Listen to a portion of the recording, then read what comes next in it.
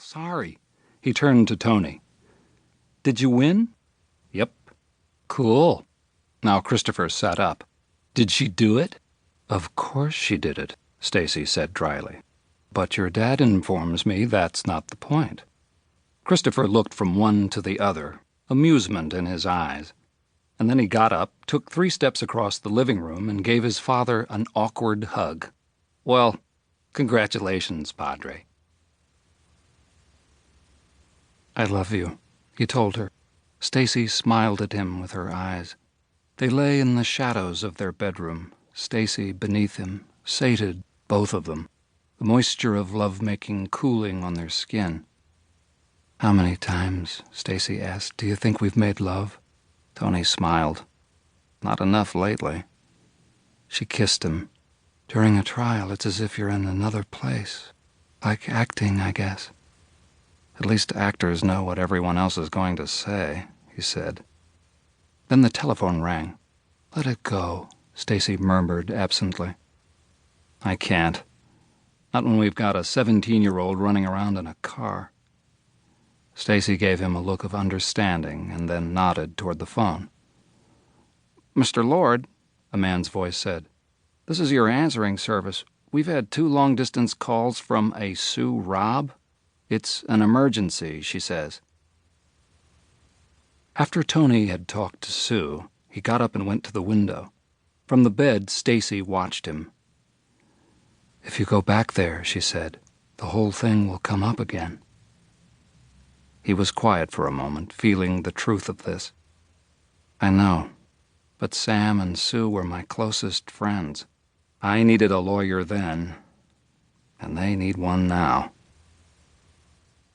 On the flight that would take him from San Francisco to Lake City, Ohio, the home of his youth for the first time in 27 years, Tony Lord found himself remembering each moment of the night that Allison Taylor died. It was 1967. They were Christopher's age, 17. The night air was crisp and cold. Beneath the Klieg lights, the football field was a fluorescent yellow-green surrounded by darkness. The cheers and the stomping of feet in the wooden stands carried the energies of a town of 13,000, a place unto itself 30 miles from the Rust-Belt city of Steelton, where fathers might work, but their families seldom went. Lake City was losing 10-7, and there was a minute 19 to play. On offense, Tony was the quarterback, but the next minute, the last of their careers, belonged to them both, to him and his best friend, Sam Robb.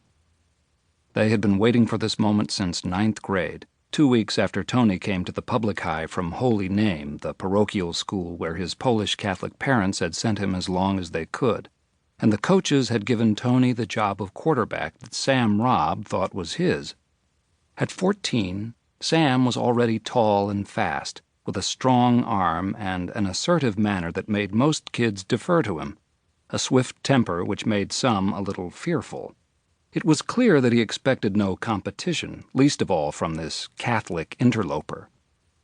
For several days they drilled beside each other, barely speaking. Then one day Sam said, "These coaches don't know shit. You're still throwing off your back foot. I've got a big backyard. I'll show you." At first hand, Tony knew little about Sam's life, but in Lake City it was impossible to know nothing at all.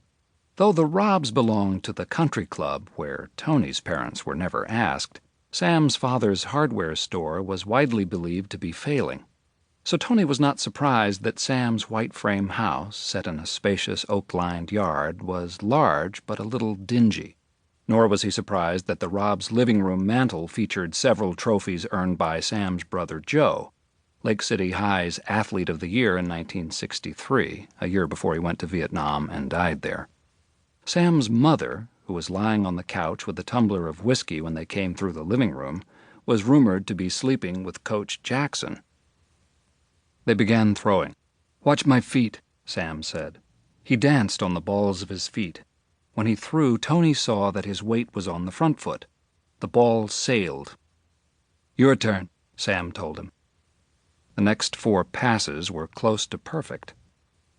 "All right," Sam said abruptly. "We need a play. Someday in high school, some big game will be on the